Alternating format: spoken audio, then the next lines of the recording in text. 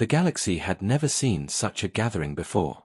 The grand hall stretched for miles, built from shining crystal walls and metal towers that touched the sky.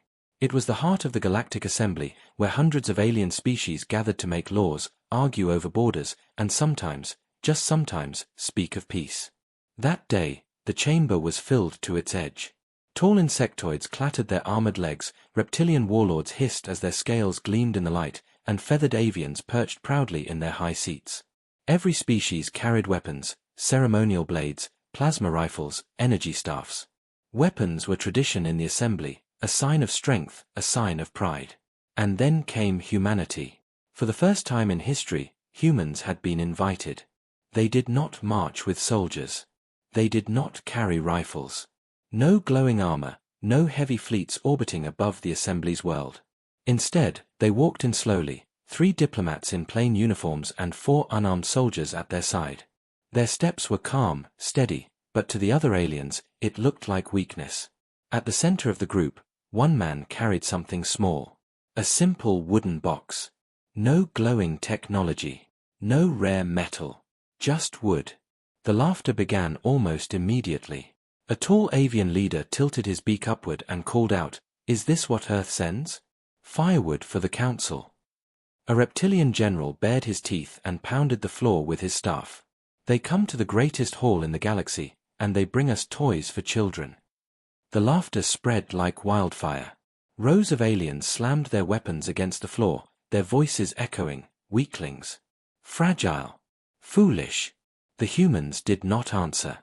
Their faces stayed calm, their eyes steady. The man with the wooden box stepped forward, walked to the center of the hall, and placed it on the crystal platform. The laughter grew louder. "What is it?" one insectoid hissed. "A box of dirt from their dying planet? Or perhaps a coffin for their weakness?" The human ambassador finally raised his head. His voice was soft, almost too soft for the hall, but somehow it carried through the endless chamber. "This," he said, "is a gift of peace." The hall roared again. Aliens slammed their staffs and weapons against the floor. Peace. A human offering peace? It was a word they mocked. To them, peace was weakness. Peace was surrender. The ambassador continued, ignoring the laughter. "This box carries a story. A story of Earth, a story of survival, a story of war, and of peace."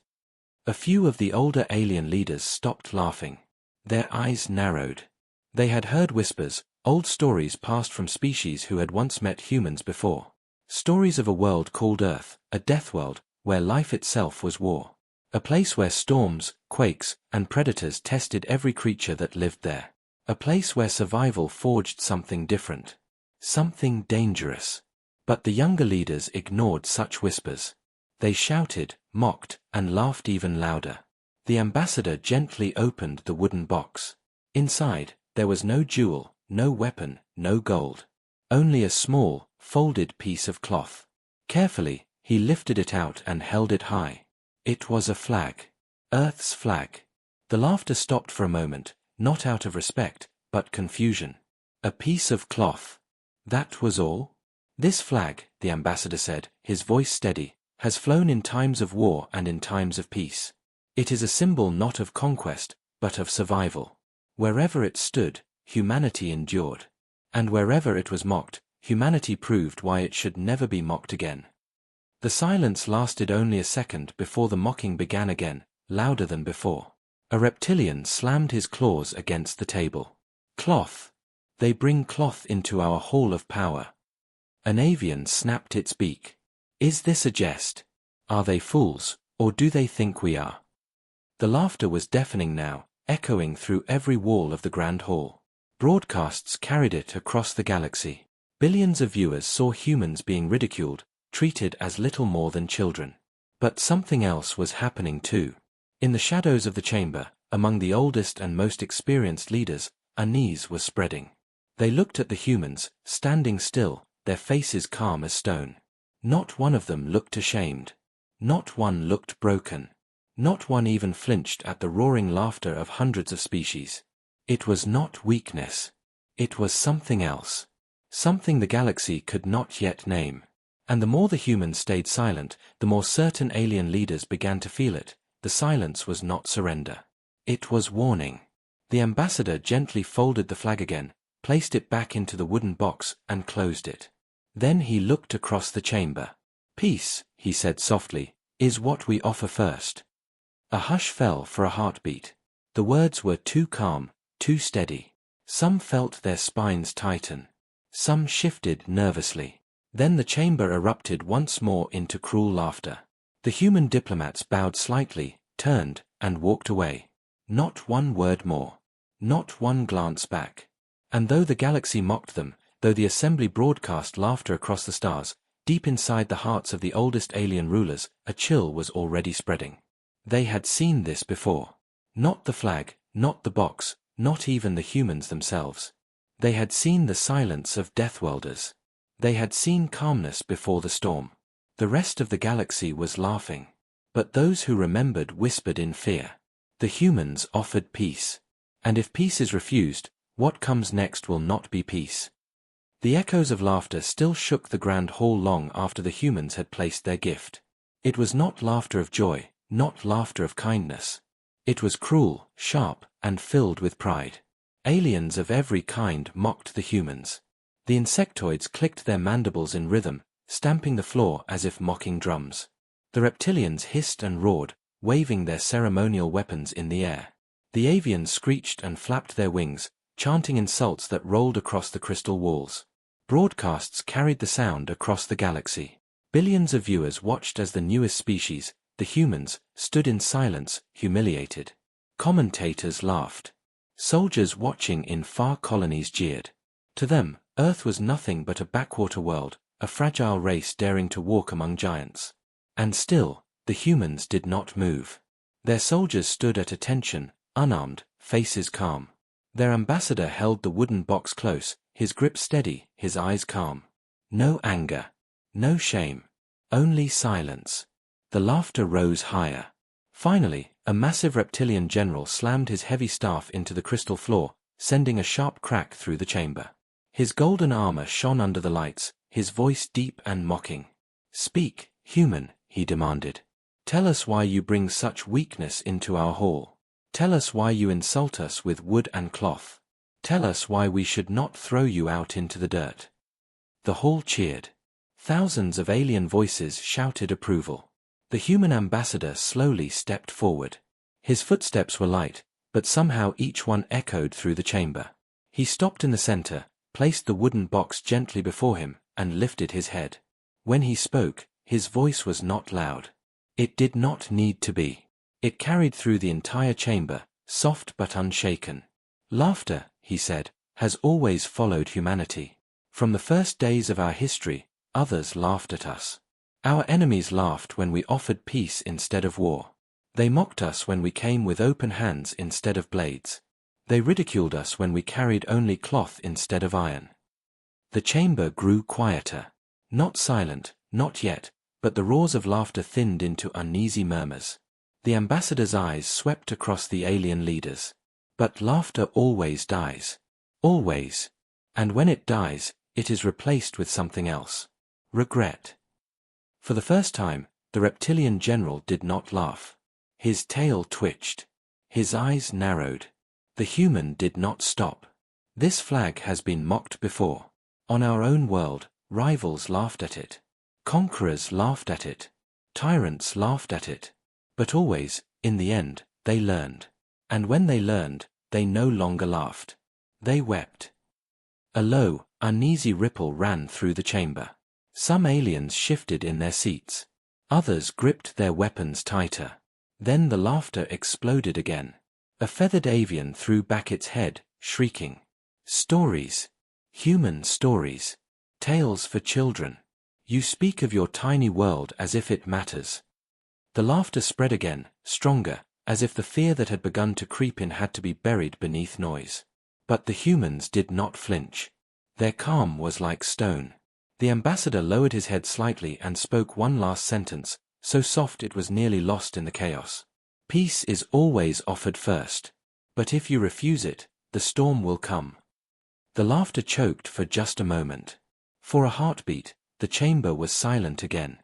The words carried too much weight, too much certainty. But pride is louder than wisdom. The alien leaders slammed their weapons again, drowning the silence in mockery. The broadcasts showed humans standing still while the galaxy laughed. In private chambers, however, whispers began to spread. Some alien leaders leaned close to one another, their voices hushed. Did you see their faces? Calm. Too calm. They were not ashamed. They were warning us. No, others argued, they are weak. They have no fleets like ours. No armies. No colonies. Nothing. Yet the doubt did not vanish. It grew quietly in the shadows, like a seed planted in soil. In one corner of the hall, an old insectoid elder spoke to her aide. Her voice trembled with unease. Do you remember the stories, child? The ones the wanderers told, long ago, of Earth? Of the planet where the storms never rest, where beasts hunt endlessly, where fire and ice rule side by side. The aide shifted nervously. Stories only, elder. Nothing more. The elder shook her head slowly. Stories are born from truth. And today, I saw the truth in human eyes. But her words were drowned by the endless echo of alien laughter. The humans turned. The ambassador closed the wooden box, bowed once, and walked out of the chamber. His soldiers followed, silent as shadows. The grand hall roared with mocking chants. The galaxy celebrated the humiliation of Earth. And yet, far away from the noise, in the deepest hearts of those who remembered old warnings, fear had already begun to bloom. The laughter of the galaxy was loud. But soon, very soon, it would die. The laughter of the grand hall had faded into the night, but its echo still hung in the air like smoke. The galaxy had watched humanity humiliated. Billions of alien citizens replayed the moment, pointing and mocking, calling Earth fragile and foolish. But when the lights dimmed and the broadcasts ended, something else began. Whispers. Quiet, uneasy whispers.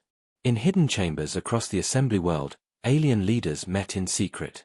No cameras, no mocking crowds, no staged laughter. Only low voices and the sound of unease. Why did they bring only that? One insectoid noble asked, his mandibles clicking nervously. A wooden box. A piece of cloth. Why travel across the stars to embarrass themselves? A reptilian commander shook his head, his scales dark in the lamplight. No. Not to embarrass themselves. They came for a reason. They showed us their symbol. They offered us peace, yes, but their words, he hissed softly. Their words were a warning. The others scoffed. Warning? From humans? They have no fleets. No great colonies.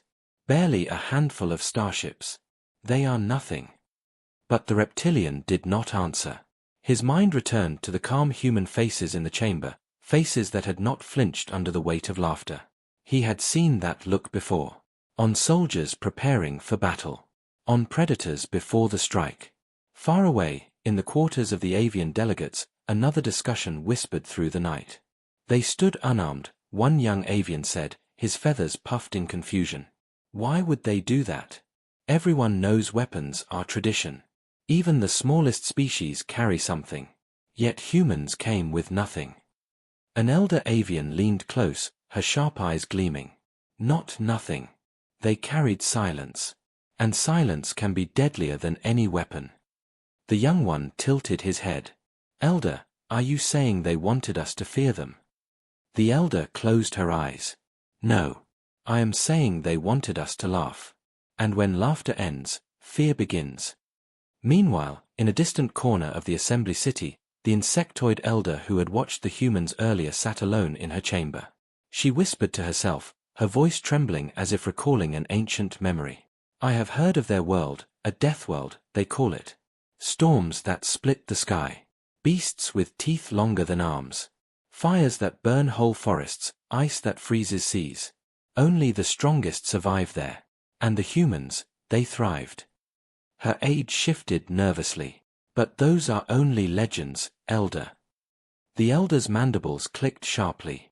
Legends do not walk into the grand hall. Legends do not stand in silence before the galaxy. No, child, those were not legends. Those were warnings. Across the galaxy, the broadcasts continued. To the common citizen, humanity was a joke. But among soldiers, commanders, and elders, the whispers grew louder. Why did their ambassador speak of laughter dying? What storm did he mean? Have we made a mistake? Still, the empire's rulers dismissed it. Pride ruled stronger than fear. The official broadcasts repeated the same message: humans are weak. Humans are nothing. The assembly has laughed them into silence. But silence was not defeat. On the transport ship leaving the assembly world, the human ambassador sat quietly, the wooden box resting on his lap. Around him, the unarmed soldiers stood watch, their faces calm, their eyes steady. One soldier finally spoke, his voice low. They mocked us, sir. Every word we gave, every gesture. They broadcast it across the stars. The ambassador did not look up. He only ran his hand slowly over the smooth wood of the box. That is what they were meant to do, he said. Laughter is their shield. They laugh because they do not yet understand. They laugh because they are afraid. Afraid? The soldier asked. They didn't look afraid. The ambassador finally looked up, his eyes cold and certain. Fear wears many masks. Today, it wore the mask of pride. Silence filled the cabin. The soldiers exchanged glances, but none spoke again. They had seen it too, the moment when the laughter had faltered, the moment when the words "the storm will come" had pierced the hall.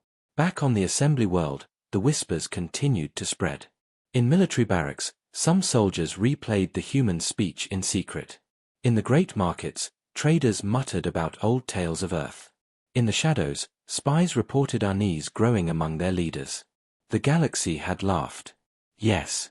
But already, beneath the laughter, something else was rising. Something heavier. Something colder. Something that felt like fear. And in that fear, the first cracks of regret began to form. The humans had come with peace. They had come with open hands. And the galaxy had mocked them.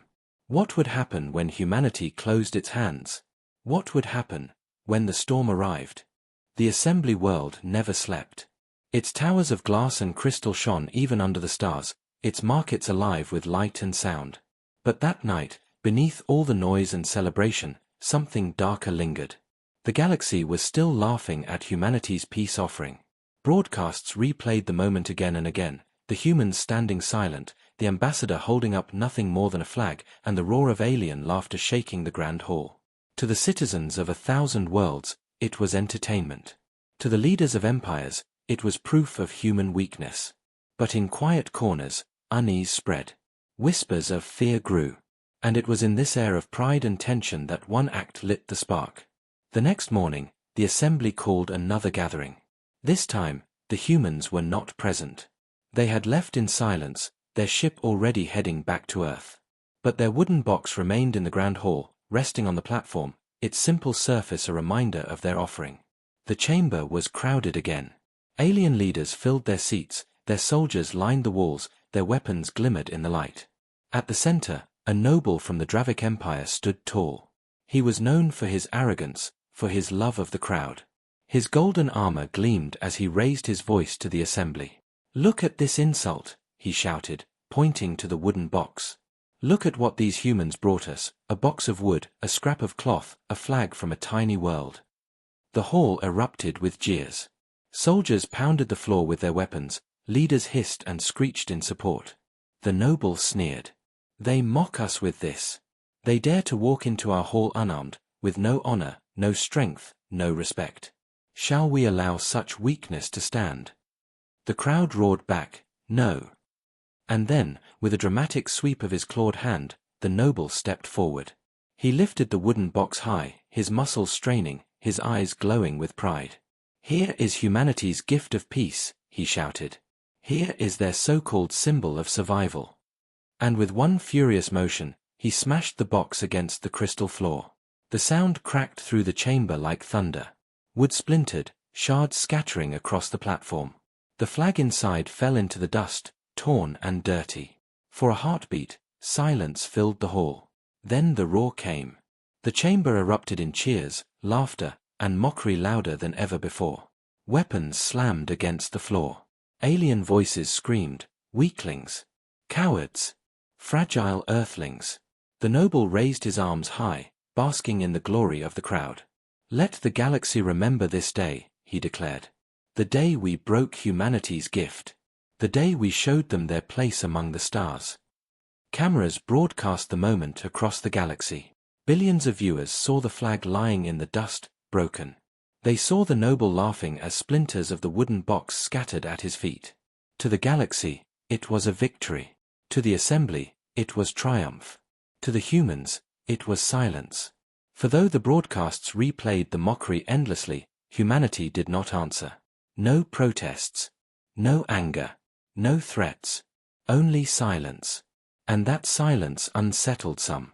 In the shadows of the chamber, the insectoid elder whispered to her aide, her mandibles trembling. "Fools," she said. "They have no idea what they have done." Her aide tilted his head. "Elder." "They mocked the humans," she said, her voice low. "But to destroy the gift, to spit on peace itself, that is no longer insult. That is declaration." Elsewhere, in private chambers, a reptilian commander watched the broadcast in silence. His claws dug into the arm of his chair as he saw the flag fall. "Do you not see?" he hissed to his fellow officers. "They will not forget this. Peace was offered. We refused. We destroyed their symbol before the galaxy. Do you not understand what that means?" But the others only laughed, just as the hall had laughed. "What can they do? They are weak. Let them sulk in silence." The commander turned away, but his scales itched with unease. He had seen war before. He had seen enemies mocked, beaten, humiliated. And he had seen what came after. On the transport ship far away, the humans received the broadcast too. The soldiers watched in silence as the noble smashed the box, as the flag was thrown to the ground. Their jaws tightened, their fists clenched, but they did not speak. The ambassador finally looked up from the screen. His face was calm, but his eyes were like steel. "They have chosen," he said quietly. One soldier leaned forward. "Chosen what, sir?" The ambassador's voice was steady, almost cold.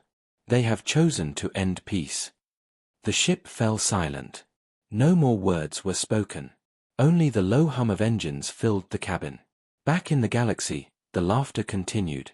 4 days, the broken flag was replayed on screens across 1,000 worlds. Merchants sold cheap copies of the image. Soldiers toasted to it in barracks. Children laughed at it in schools. But in the shadows, whispers spread faster than laughter.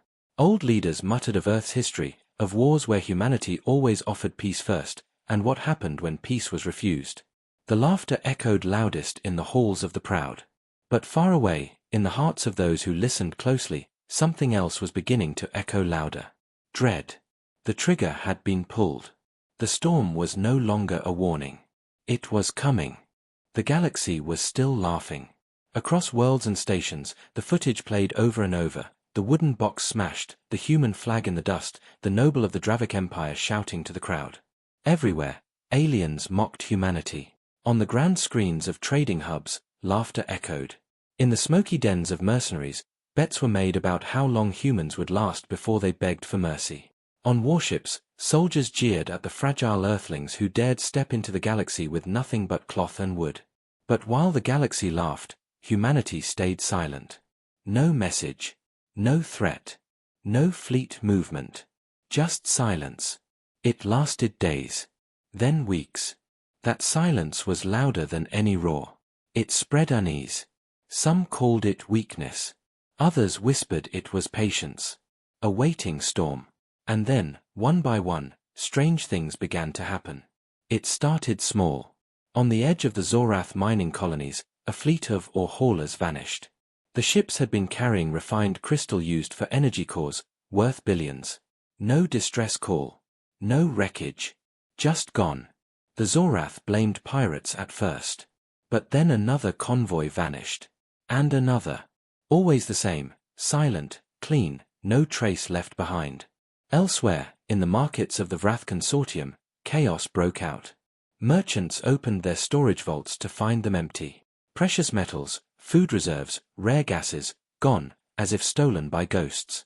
Security footage revealed nothing. Guards swore they had seen no one. But in the shadows of the abandoned vaults, a single mark was found.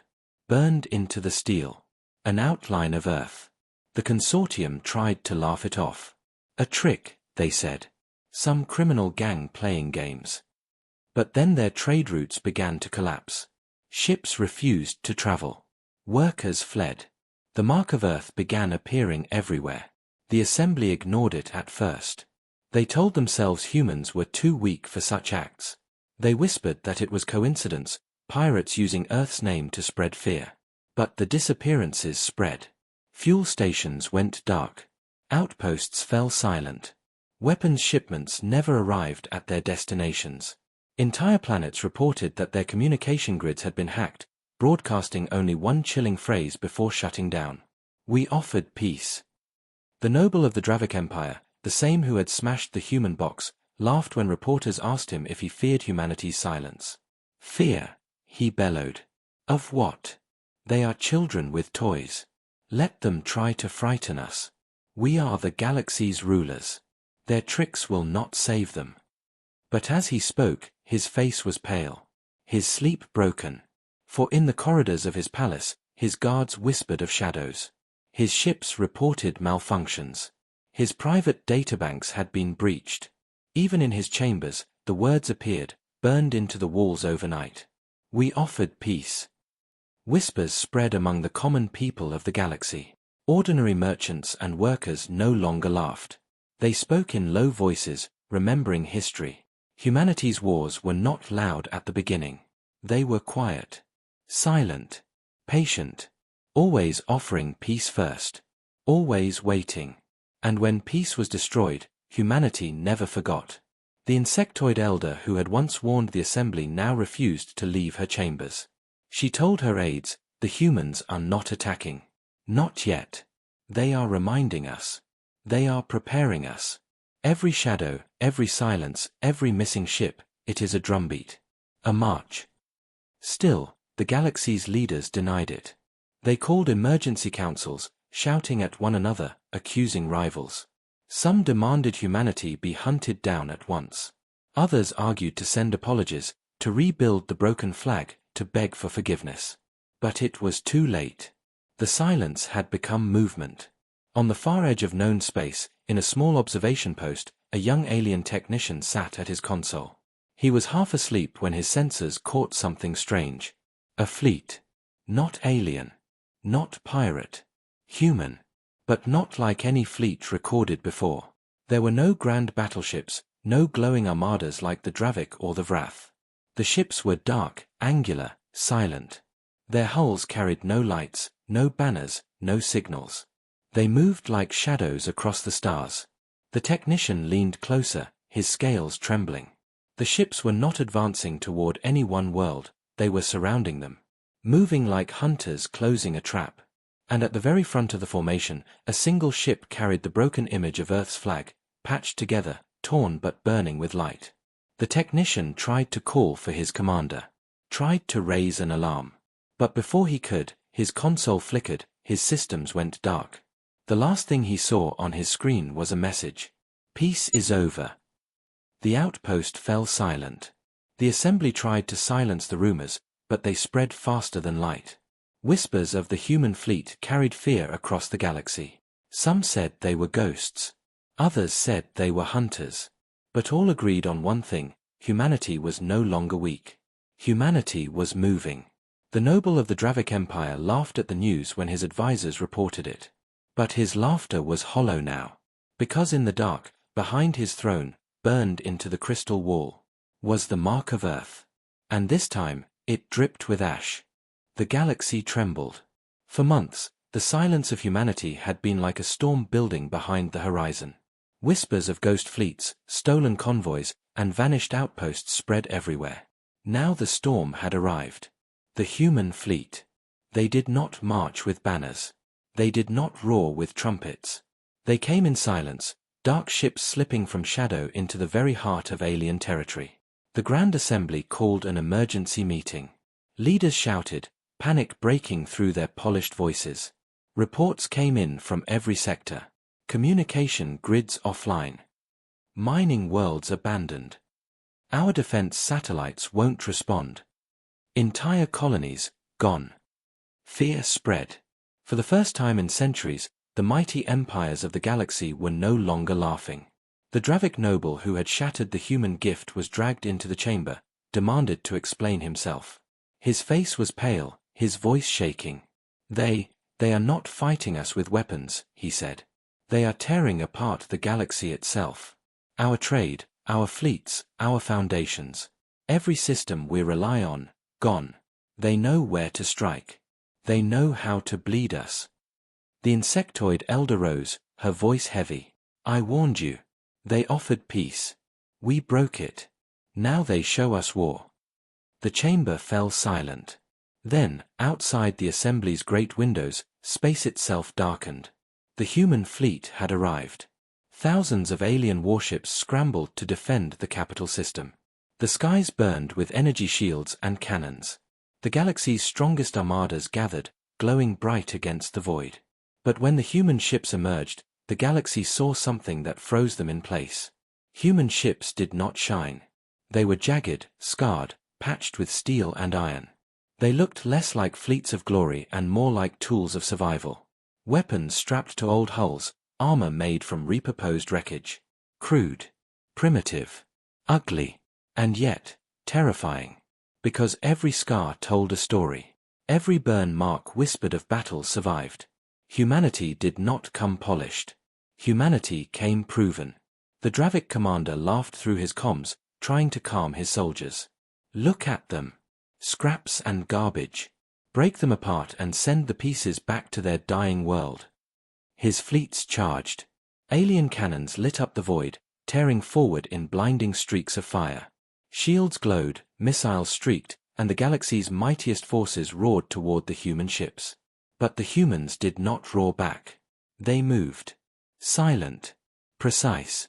Every ship shifting as if connected by one mind. Blasts that should have landed missed by inches. Missiles that should have torn through hulls were intercepted with cold accuracy. Then the humans struck. It wasn't raw power. It wasn't firestorms of destruction. It was precision. Human torpedoes pierced weak spots the aliens didn't even know they had. Their cannons aimed not at shields, but at engines, at joints, at nerves of the enemy fleet. Ships went dark one after another, drifting helpless into the void.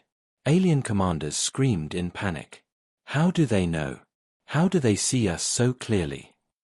The answer chilled them. Humans had been studying, watching, waiting.